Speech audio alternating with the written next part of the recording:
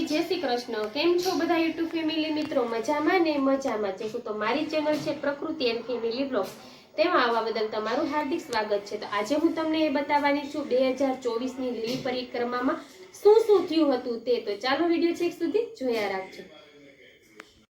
જો આ પરિક્રમામાં માણસો જો લાખોની સંખ્યામાં માણસો આવ્યા હોય છે, પણ આ વખતે છે ને થોડુંક એવું થયું છે કે 10 લોકોના મોત થઈ ગયા છે। અને પહેલી વાર અહીંયા એવું થયું છે કે દારૂ પણ ઝડપાયો છે। એટલે હું તો એમ જ કહું કે પરિક્રમા આવો ને એટલે જોઈતા પૂરતી વસ્તુ લઈને આવો, અને ચાલવામાં થોડે અંતરે છે ને એવી રીતના આરામ કરતા જાઓ જેથી કંઈ થાય નહીં। અને પરિક્રમા કરવાથી આપણને શોભાયાત્રા કર્યું હોય એનું આપણને પુણ્ય મળે છે। એટલે પરિક્રમા કરવી આપણાથી જો થાય એમ હોય ને તો કરવી જરૂરી છે। જો માણસો બધા જય ગિરનારી, હર મહાદેવ, જય ગિરનારીના નાદ સાથે બધા દર્શન કરવા આવતા હોય છે। અને જો બધા રાત્રિ રોકાણ પણ જ્યાં સરસ બધી સુવિધા હોય ત્યાં રાત્રિ રોકાણ કરી લેવું, જેથી આપણા શરીરને કોઈ બહુ ચાલતા હોય એટલા માટે નુકસાની ના પહોંચે, એટલા માટે રાત્રિ રોકાણે કરી લેવું અને આરામ પણ કરી લેવો। જે આપણે 3 દિવસનો ટાઈમ છે અને પરિક્રમા 36 કિલોમીટરની હોય છે, જે પરિક્રમા કરવાથી ને આપણા શરીરને પણ હલનચલન સરસથી થઈ જાય છે। અને ગિરનારમાં સરસથી એકદમ આપણે કારતક મહિનાના 11ના દિવસેથી પરિક્રમાની શરૂઆત થતી હોય છે, અને જે કારતક મહિનાની પૂનમના દિવસે પૂરી થાય છે પરિક્રમા। તો આ રીતે માણસો બધા, અને ત્યાંથી આ વખતે તો વરસાદ જ એવો હતો એટલે બધી નદીઓ વહેતી હોય છે। ઝરણા બધા 5 થી 6 નદીઓ જે આવે છે તે બધા નદીના પાણી એકદમ ભરેલા હતા આ વખતે, કેમ કે છેલ્લે વરસાદ જ એવો થયો હતો। અને પથ્થરવાળામાં હાલવાનું હોય છે, એટલે ખાસ કરીને ખાસ ધ્યાન રાખવું, અને સામાન જોઈતા પૂરતો જ આપણે લઈ જાવો, કેમ કે વજન ઉચકીને જાવું ત્યાં થોડા અંતરે બધે અનક્ષેત્ર ચાલતા જ હોય છે। એટલા માટે જોઈતા પૂરતી વસ્તુ જ આપણે જ્યાં પરિક્રમા કરવા જઈએ ત્યાં લઈ જઈએ, એટલે વજન ઉચકીને આપણે ખોટો જાવો નહીં।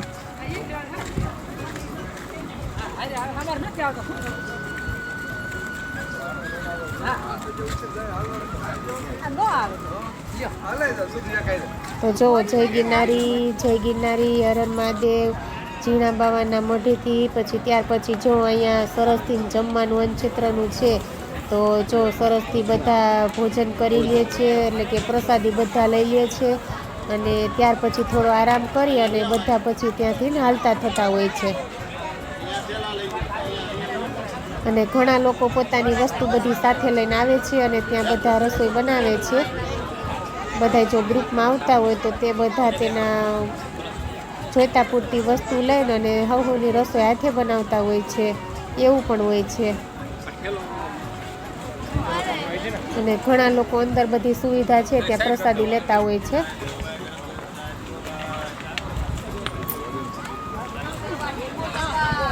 જો માણસો જેટલા હોય છે, અને અમુક ઢોળી એવી આવે છે કે જ્યાં કપરી હોય છે। જો આ ઢોળી છે ચડવામાં થોડુંક આપણને અઘરું લાગે છે, એટલા માટે ખાસ ધ્યાન રાખવું।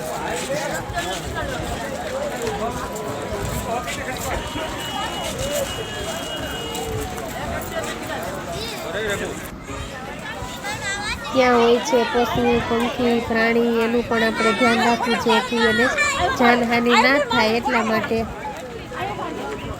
અને પરિક્રમા તો ગિરનારમાં જ્યારે 3 થી 4 દિવસ જે બધા દેવી દેવતા આવ્યા હતા એટલા માટે એનું મહત્વ છે પરિક્રમા કરવાનું, જેથી 11ને દિવસે એટલે કે દેવ ઉઠી 11ના દિવસે રાત્રે 12 વાગ્યાથી પરિક્રમાની શરૂઆત થતી હોય છે।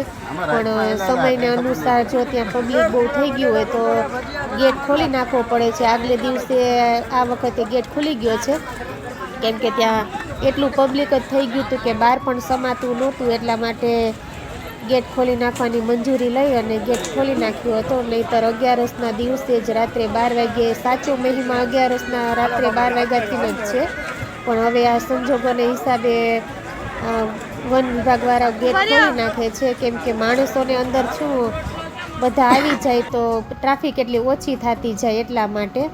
તો જુઓ ઝરણા પણ સરસથી વહેતા જાય છે અને બધા દર્શનાર્થે આવે છે. જ્યાં બધા પરિક્રમા કરતાં જેટલા દેવી દેવતાના સ્થાન આવે છે ત્યાં બધા દર્શન કરી લે છે.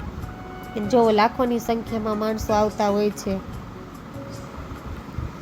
જે આ ઢોળી આવે છે આ ઢોળી કપરી હોય છે. આ નરપાણીની ઢોળી છે બહુ જ અઘરી હોય છે જો આ ચડવામાં. તો જોઈ લીધું ને તમે, આમાં છે ને 10 લોકોને એટકથી મોત થયા છે. જે વૃદ્ધ જ હતા, થોડી ઉંમર વધારે હતી અને તેને ચાલવામાં જો કોઈ સ્પીડ રાખી હોય, કોઈ આરામ ના કર્યો હોય એના લીધે થઈ શકે છે. અને એક નવું આ વખતે સાંભળવા મળ્યું છે કે આ વખતે પરિક્રમામાં દારૂ પણ પકડાણો છે. આ વખતે નવું આવ્યું છે. તો બસ હું એવી બધાને અપેક્ષા કરું છું કે આ આપણો એક સરસથી ને આ એવો કાર્યક્રમ છે પરિક્રમાનો કે દેવલોકનો છે, તેમાં આપણે જાત્રા કેમ કરીએ એ વસ્તુ છે. આમાં કોઈ આપણે નવું કરવાની કોઈ જરૂર નથી હોતી ને બસ આવી કોઈ ઘોડી આપણે અઘરી ચડવાની આવતી હોય છે તેમાં પણ તમારે ધ્યાન રાખવું, કેમ કે નાના બાળકોને લઈને ગયા હોય તેમાં પણ તમારે ધ્યાન રાખવું. આ વખતે થોડાક મોત પણ વધારે થયા છે અને એક નાના બાળકને રીછી પણ દંશ લીધો છે, એવું પણ ઘણું બન્યું છે. પણ જુનાગઢની પોલીસ એવી કાર્યરત હતી કે કોઈ પણ એક બાપા હતા મોટી ઉંમરના, એ પણ એના ફેમિલીથી અલગ થઈ ગયા હતા, એને પણ સાથે કરી દીધા છે.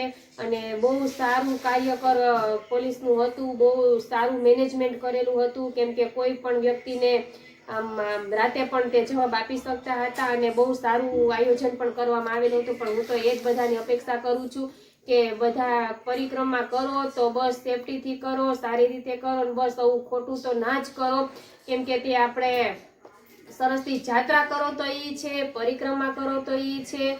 અને જે લોકોને જો આવું કરવું હોય તે તો પરિક્રમામાં ન જતા હોય તે જ સારું છે, કેમ કે આ બીજા લોકોને પણ સરસથી સેવા કાર્ય કરતા હોય છે, સારા કામ કરતા હોય છે, તેને પણ આ ઘણી નુકસાની પહોંચતી હોય છે. એટલા માટે એક તો પ્લાસ્ટિકનો બંદોબસ્ત તો હતો જ, પણ આ વખતે તો દારૂનું પણ નવું સાંભળ્યું છે કે દારૂ પણ ઝડપાયો છે. તે માટે ચાલો હવે આપણે આ વિડીયોમાં કેવો લાગ્યો છે તે જરૂરથી જણાવજો. તો જય માતાજી, જય શ્રી કૃષ્ણ ને બાય બાય.